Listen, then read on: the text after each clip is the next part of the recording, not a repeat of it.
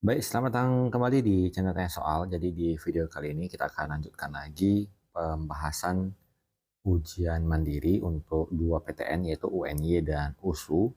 Dan seperti biasa sebelum kita memulai pembahasan nanti di soal-soalnya, biasanya kita lakukan pendahuluan berupa pengenalan tentang materi ujiannya, tipe-tipe soal yang akan diujikan dan mungkin dengan demikian kita bisa lebih memahami nanti apa yang akan dipelajari supaya pembelajarannya lebih tepat sasaran. Jadi di ujian mandiri ini sering terjadi perubahan-perubahan menyesuaikan dengan kebutuhan tentunya dari riset dari pihak PTN. Jadi materi-materi yang diujikan misalkan di 2023 bisa saja berbeda dengan nanti apa yang akan diujikan di 2024. Jadi untuk itu kita perlu sekali untuk mereview kembali setiap pengumuman ataupun hal-hal yang diumumkan di website resmi pendaftaran masing-masing PTN. Kita perhatikan dengan baik-baik apa saja materi-materi tesnya, kemudian kalau ada alokasi waktu dengan sistem penilaiannya sehingga kita bisa menyusun strategi untuk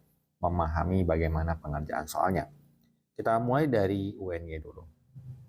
Jadi kalau kita bahas di sini tentunya yang berbasis tes ya. Jadi yang baik itu yang CBT domisili maupun di CBT kampus. Kita perhatikan bahwa di poin keempat ya, mengikuti CBT sesuai dengan jadwal dengan materi tes adalah tes potensi akademik atau TPA, literasi dalam bahasa Indonesia dan literasi dalam bahasa Inggris, dan terakhir adalah penalaran matematika. Jadi materi-materinya kalau literasi baik itu bahasa Indonesia, bahasa Inggris dan penalaran matematika mungkin masih bisa ya digunakan dengan materi yang sudah dipelajari atau kamu persiapkan selama ini dalam menghadapi UTBK STNBT. Tetapi untuk tes potensi akademik sendiri mungkin kurang persiapan karena tes potensi akademik dengan tes potensi skolastik itu sering sekali metode penalarannya sama, tetapi butir-butir soalnya mengalami perbedaan. Contohnya adalah kalau di TPS mungkin kita sering menemukan sinonim kata, ada bacaan, kata tersebut dapat digantikan dengan kata yang lain atau ejaan bakunya seperti apa. Tetapi dalam TPA yang kita kenal dengan istilah TPA verbal, kita akan menemukan sinonim kata itu ada beberapa kasus di PTN langsung kata, misalkan disebutkan kata demokrasi misalnya, maka kita akan mencari sinonimnya A, B, C, D, E.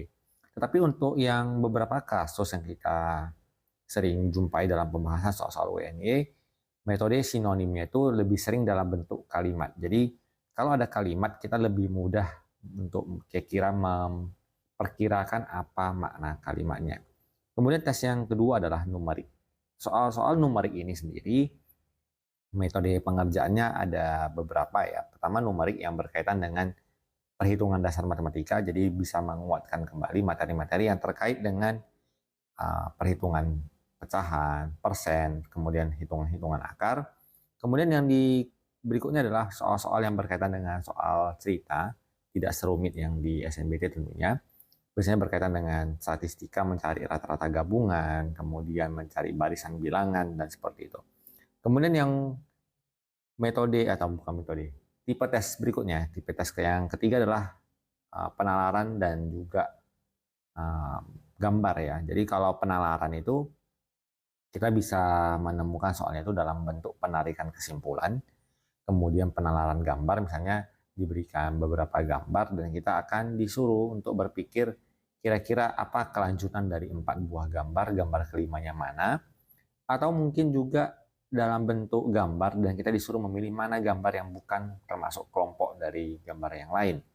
Nah, kemudian untuk masalah penalaran matematika mungkin akan kita fokuskan nanti pembahasannya. Silakan nanti diikuti. Kita akan start pembahasan soal-soal ini setelah uh, pengenalan materi tersebut. Sebenarnya sama saja untuk yang di CWT kampus juga sama ya. Jadi metode tesnya meliputi tes TPA, literasi bahasa Indonesia dan bahasa Inggris, kemudian penalaran matematika. Nanti akan kita fokuskan di TPA dan di penalaran matematika. Kemudian di PTN yang kedua adalah USU. Jadi kalau yang di websitenya yang di USU ini lebih detail.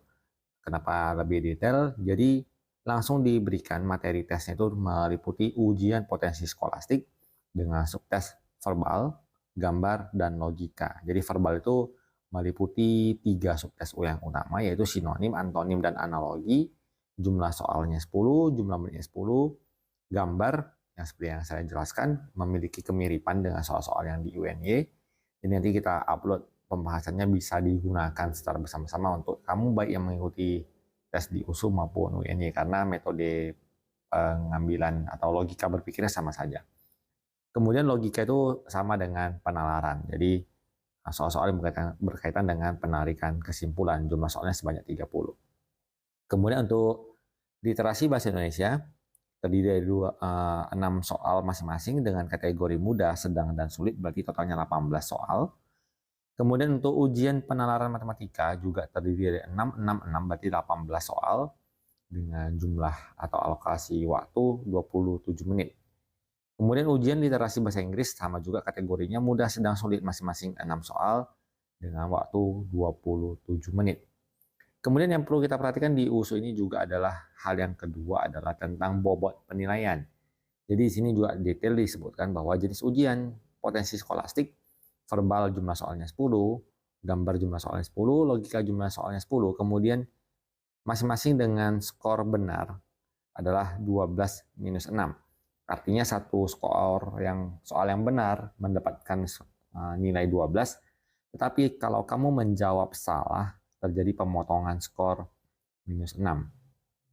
Kemudian untuk yang tipe soal jenis ujian yang kedua, ujian penalaran matematika, mudah, sedang, sulit, kita perhatikan bahwa bobotnya berbeda ya. Soal yang mudah mendapatkan bobot soal 10, yang sedang soalnya 12 skornya, kemudian yang sulit skornya 16.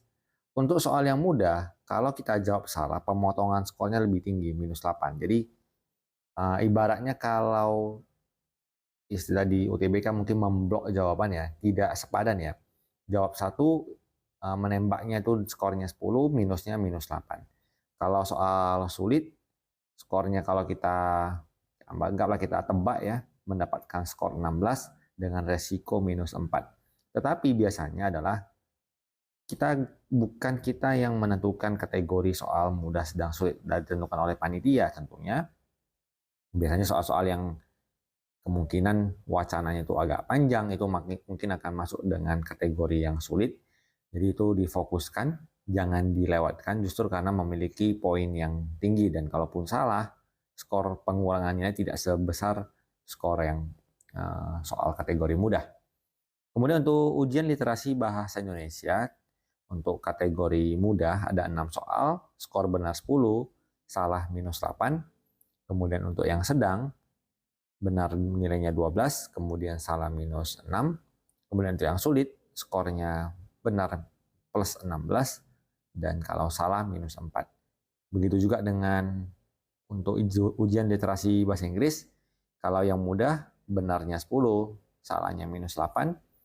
Kemudian yang bobot sedang, benarnya 12, salahnya minus 6. Dan untuk kategori sulit, dengan skor benar 16 dan kalau salah minus 4. Jadi kita bisa membanding-bandingkan bahwa untuk ujian potensi skolastik, rasionya adalah 2:1. Jadi kalau benar kurang lebih poinnya dikali 2, salahnya minus 1. Kemudian untuk ujian penalaran matematika, literasi, memiliki rentang 10:8, 12:6, berarti 2:1 juga, dan yang terakhir 4:1. Jadi kalau kita anggap soal sulit benar mendapatkan plus 4, salah minus 1, kurang lebih logikanya seperti itu. Jadi silahkan dengan metode penilaian seperti ini. Tentunya kita tidak menyarankan untuk menebak jawaban yang kamu tidak bisa, karena resiko minusnya cukup besar. Jadi ini adalah beberapa hal yang mungkin bisa kita sampaikan terkait dua hal, yaitu materi ujian dan juga sistem penilaian. Kalau ada hal-hal lain yang mungkin mau kita diskusikan, nanti bisa dicantumkan di kolom komentar untuk kita cari lagi informasi terkait pertanyaan yang kamu tanyakan. Semoga bermanfaat dan sampai jumpa di pembahasan soal-soal UNY dan USU.